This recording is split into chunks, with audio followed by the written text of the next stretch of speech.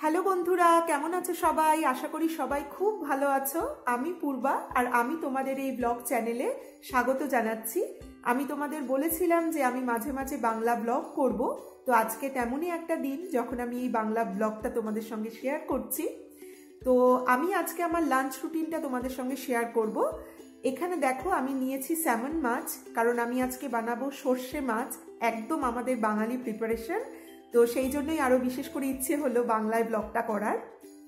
আর সঙ্গে রয়েছে কিছু গুঁড়ো মশলা, হলুদ গুঁড়ো, শুকনো লঙ্কার গুঁড়ো আর দুটো গোটা শুকনো লঙ্কা। আর এখানে দেখো একটু বড় বড় লাল লঙ্কা রয়েছে। এগুলো আসলে কাঁচা লঙ্কার মতোই টেস্ট, কিন্তু এই দেশে এই লাল বড় লঙ্কাগুলো খুব পাওয়া যায়। আর এখানে রয়েছে মাস্টার্ড পাউডার, যেটা আমি কলকাতা থেকে এনেছি, তোমরা হয়তো দেখেছো ব্লগটা। আর ন্যাচারাল ইয়োগার্ট, একদম আমাদের খাঁটি টক দই। আর তার সঙ্গে রয়েছে কিছু টমেটো কুচি, পেঁয়াজ কুচি, যদিও এটা আমি মাছে দেব না, একটা ডালের প্রিপারেশনে দেব। তো চলো তাহলে শুরু করি আজকের রান্না। চালটা এখানে একদম রেডি হয়ে আছে রাইস কুকারে, শুধু আমাকে দিতে হবে এটাকে কুকিং মোডে। আর যতক্ষণে আমার মাছ আর ডালটা তৈরি হবে ততক্ষণ আমার ভাতটাও রেডি হয়ে যাবে, অনেকটা সময় ওইভাবে বেঁচে যাবে। এখন দেখো, আমি সানরাইসের এই মশলার প্যাকেটটা খুলছি। কলকাতা থেকে আসার পর এই প্রথম আমরা সর্ষে গুঁড়ো দিয়ে কোনো প্রিপারেশন করছি, তো সেই জন্যই আজকেই প্রথম খোলা হচ্ছে। আর খুব যত্ন করে ব্যবহার করছি এটা, কারণ এই দেশে তো সানরাইজের কোনো মশলা পাওয়া যায় না, এই জন্য নিয়ে এসেছি কয়েকটা প্যাকেট। তো খুব হালকাভাবে যত্ন করে ব্যবহার করতে হচ্ছে। তো এখানে আমি একটু নুন মিশিয়ে নিচ্ছি, আর পরে মেশাবো একটু গরম জল। আর এখানে দেখো, এই কন্টেনারে আমি 2 চামচ মতো সর্ষের তেল আন্দাজ করে নিয়ে নিচ্ছি। খুব বেশি না, 2 চামচ নিলেই যথেষ্ট হবে, কারণ রান্নার পরে আমি একটু সর্ষের তেল ওপরে ছড়িয়ে দেব। আর এই ধরনের মাছের প্রিপারেশন যখন করি তখন সর্ষের তেলটাই ব্যবহার করি। আর খুব লাকিলি এই দেশে সর্ষের তেল ভালো পাওয়াও যায়। এখানে দেখো, আমি মাছটাকে ম্যারিনেট করছি একটু নুন, হলুদ আর তার সঙ্গে অল্প একটু গোলমরিচ দিয়ে। আর ওই দিকে দেখতে পাচ্ছ আমার ছোট্ট প্রেসার কুকার, ওখানে আমি গোটা সবুজ মুগ ডালটা সেদ্ধ করতে দিয়েছি। সেদ্ধ হয়েও গেছে, 3টে সিটি পড়েছে। আর সকালে ব্রেকফাস্টের সময়ই আমি ওটাকে জল দিয়ে একটু ভিজিয়ে রেখেছিলাম, তো খুব একটা টাইম আমার লাগেনি।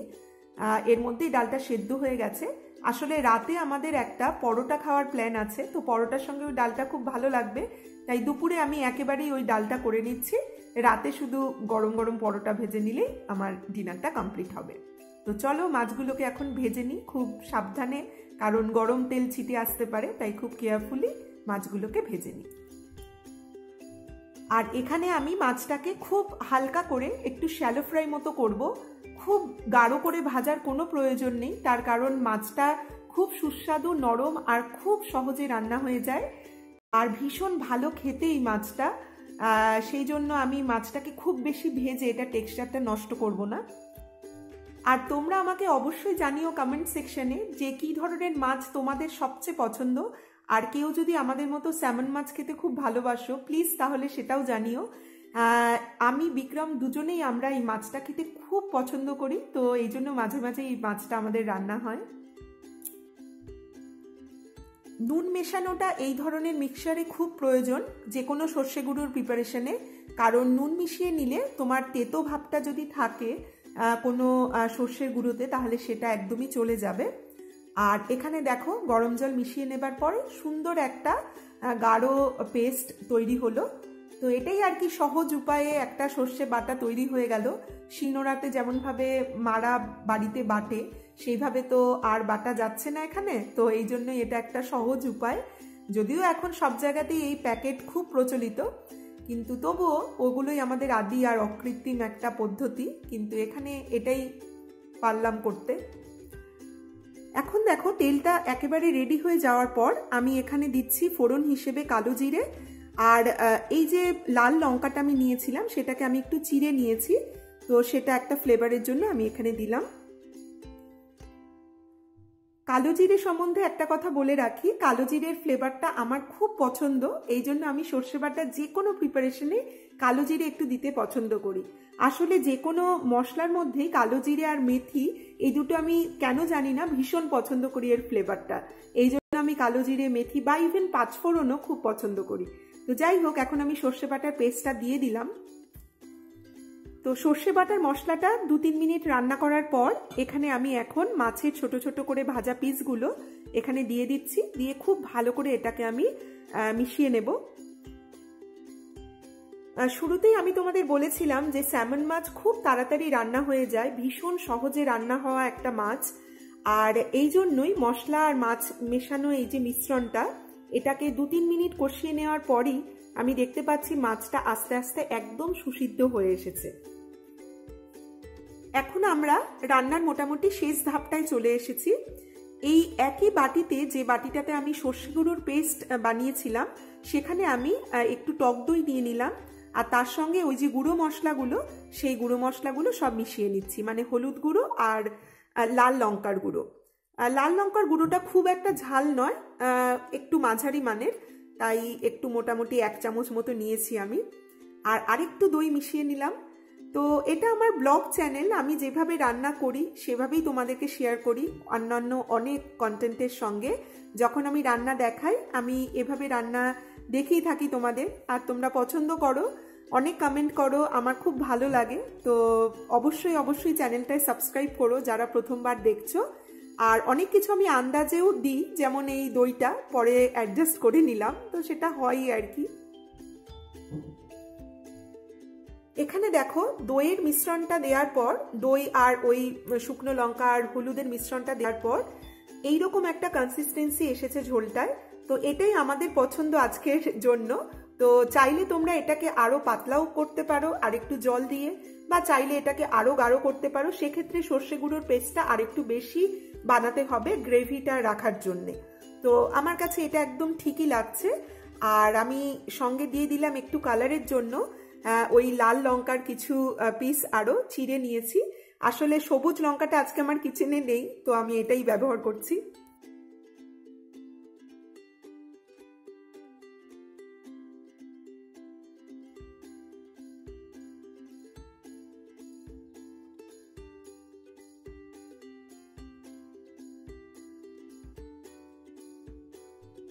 তাহলে রান্নাটা একদম তৈরি হয়ে গেছে। এখানে দেখতে পাচ্ছি খুব একটা সময় তো লাগলোই না, খুব বেশি হলে 10 মিনিট, এর মধ্যেই একদম তৈরি হয়ে গেল সর্ষে বাটার মাছ। আর তেল থেকে মশলাগুলো একদম আলাদা হয়েও গেছে। তো এইরকমই একটা সময় যখন আমরা একদম নিশ্চিত হতে পারি যে আমাদের রান্নাটা একদম তৈরি, তাহলে আমি এখন ওটাকে ঢেকে দিলাম আর এখানে আমি ওভেনটাকে অফ করে দিচ্ছি। আর এরই মধ্যে দেখো আমার সর্ষে মাছের প্লেটিংটাও হয়ে গেছে। আমি এটাকে সুন্দর একটা সাদা পাত্রে ঢেলে নিলাম আর ওপরে ছড়িয়ে দিচ্ছি একটু কাঁচা সর্ষের তেল। আর তার সঙ্গে আমি আরেকটা লঙ্কা ছোট্ট ছোট্ট করে কেটে একটু গার্নিশিং এর জন্য দিয়ে দিলাম ওপরে। এখানে দেখো আমার ভাতটা একদম রেডি হয়ে গেছে, কারণ আমি মাছটা রান্না করার আগেই তোমাদের দেখিয়েছিলাম যে এটাকে আমি কুকিং মোডে দিয়ে দিয়েছি। আর এখানে ফ্রেশ মাছটাও রেডি একদম।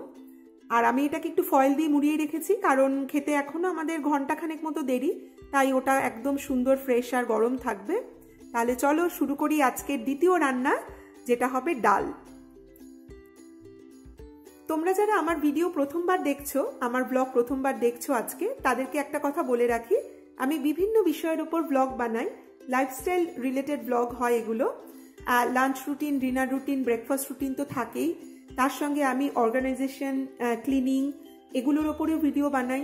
বিউটি ফ্যাশনের উপরেও কিছু ভিডিও আছে। তো ভালো লাগলে চ্যানেলটাই অবশ্যই সাবস্ক্রাইব করো, খুব ভালো লাগবে আমার তোমাদের সবাইকে পেয়ে এই চ্যানেলে। তাহলে এখন রান্নাটাই ফিরে আসি। তেলের মধ্যে আমি একটু জিরের ফোড়ন দিলাম, তোমরা দেখলে, আর দুটো শুকনো লঙ্কা যেটা রেখেছিলাম সেটা ফোড়নে দিয়ে দিলাম। আর তার সঙ্গে এখন দিয়ে দিচ্ছি পেঁয়াজ কুচি আর রসুন কুচি, দিয়ে ফ্লেমটাকে একটু কমিয়ে নেব, নিয়ে খুব ভালো করে এটাকে সটে করব। আর এখানে দেখো বিক্রম চলে এসেছে, তোমাদের সবাইকে হাই বলছে। লাস্ট দিনের ভিডিওতে ও একবার সবাইকে হাই বলেছিল এভাবে, তোমরা অনেকে কমেন্ট করেছিলে। তো যাই হোক, আজকে ছুটির দিন, খুব এনজয় করছে, রিল্যাক্সড ভীষণ, খেলা দেখা হচ্ছে, আমিও দেখছিলাম, আমার কিছু কাজও ছিল। তো এখন তো পুরো রান্না। আর এখানে দেখো তেলের মধ্যে পেঁয়াজ আর রসুন কুচির পরে আমি টমেটো কুচিও দিয়েছি আর কি, দিয়ে খুব ভালো করে কষিয়ে নিচ্ছি। খুবই ভালো করে কষিয়ে নিতে হবে, কারণ আমি বারবারই বলেছি এর আগেও, মানে আমি যেটা শিখেছি বড়দের কাছ থেকে, যে রান্নার মূল ব্যাপারটাই হলো খুব ভালো করে কষানো, অনেকটা ধৈর্য নিয়ে। আর একটু হলুদ গুঁড়ো দিয়ে দিলাম এখন। 2-3 মিনিট কষিয়ে নেওয়ার পর আমার মনে হচ্ছে মশলাটা একদম রেডি এখন। ঠিক এই মুহূর্তে আমি ওই সেদ্ধ করা যে গোটা মুগ ডালটা রয়েছে সেটা দিয়ে দিচ্ছি তেলে। আর এই ডালটা ভেজিটেরিয়ান যারা, তাদের জন্য তো খুবই ভালো, বিশেষ করে এটা তো মাছ মাংসের একটা খুব ভালো সাবস্টিটিউট হতে পারে, কারণ ভীষণ healthy, high in protein and fibre. তো তোমরা যারা ভেজিটেরিয়ান বন্ধু আমার, অবশ্যই খেও। ডালটা খুব সুন্দরভাবে তৈরি হয়ে গেছে, আর খুব বেশি সময় লাগবে না এটা রান্না হতে, আর কারণ এটা সেদ্ধ করাই আছে অলরেডি। তো এখানে আমি একটু মিশিয়ে নিলাম অল্প জিরের গুঁড়ো, ধনের গুঁড়ো আর অল্প একটু শুকনো লঙ্কার গুঁড়ো, বেশি না। খুব বেশি মশলা দেওয়ার প্রয়োজন নেই, কারণ পেঁয়াজ, টমেটো, রসুন এটাতেই খুব সুন্দর গ্রেভি হয়েছে। আর এখানে মিশিয়ে নিচ্ছি এখন কিছুটা জল, আর অবশ্যই গরম জল। লাস্ট ব্লগটাতেও তোমাদের বলেছিলাম যে আমি সবসময় গরম জল দিই রান্নায়, তো এখানেও আমি একটু গরম জল মিশিয়ে নিচ্ছি। আর একটা কথা, রাতে তো এটা আমরা পরোটা দিয়ে খাবো, তাই সেইভাবেই একটা কনসিস্টেন্সি রাখছি। খুব বেশি পাতলা তো অবশ্যই হবে না, এই ডালটার এরকম কনসিস্টেন্সিটাই ভালো লাগে। একটু ওপর থেকে তোমাদের দেখিয়ে দিই, রান্নাটা একদম রেডি হয়ে গেছে, খুব ভাল লাগছে। ঠিক এমন কনসিস্টেন্সিটাই আমি চাই রাতের পরোটার জন্য। আর এখানে দেখো আমি সানরাইজের গরম মশলার গুঁড়ো যেটা, সেটা একটু দিয়ে দিলাম ফ্লেভারের জন্য, আর একটু কাসুরি মেথি অবশ্যই এক্সট্রা ফ্লেভারের জন্য, কারণ এই ধরনের ডিশগুলোতে কাসুরি মেথির যে ফ্লেভারটা, ওটা খুবই পছন্দ আমার। আর রান্নাটা একদম রেডি। সার্ভ করার সময় আমি একটু বাটার দিয়ে দেবো ওপরে। হ্যাঁ, আপাতত এই জায়গায় রান্নাটা একদম তৈরি হয়ে গেছে। আমি ঢাকনা দিয়ে দিলাম, দিয়ে এটাকে একটু সরিয়ে নেব এখন ফ্লেম থেকে।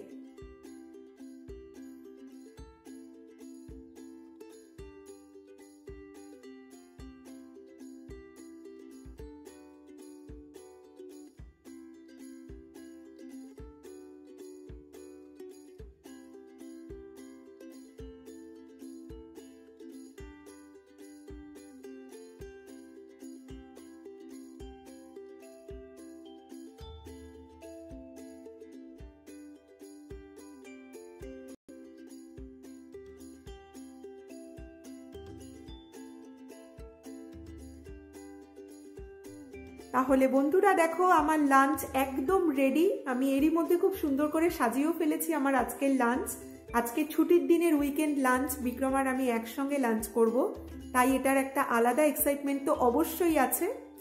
এখানে দেখো সর্ষে বাটা দিয়ে স্যামন মাছ, ঝরঝরে বাসমতি চালের ভাত, আর ফ্রেশলি কাট স্যালাড। আমি এক্ষুনি এই স্যালাডটা কাটলাম, তার সঙ্গে একটু আলুর চিপস রয়েছে, আর এখানে আছে মুগ মশলা, যেটা আমি এখন রান্না করলাম।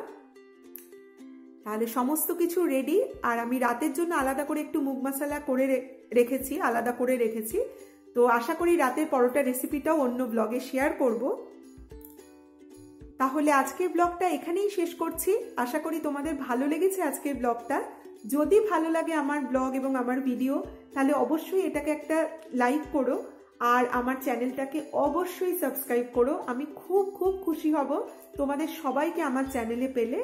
আর খুব তাড়াতাড়ি দেখা হবে তোমাদের সঙ্গে অন্য একটা ব্লগে, অন্য একটা ভিডিওতে, এবং সেটাও খুব তাড়াতাড়ি, কারণ পরোটার রেসিপিটা আমি দেখাবো তোমাদের। তাহলে টাটা, বাই বাই।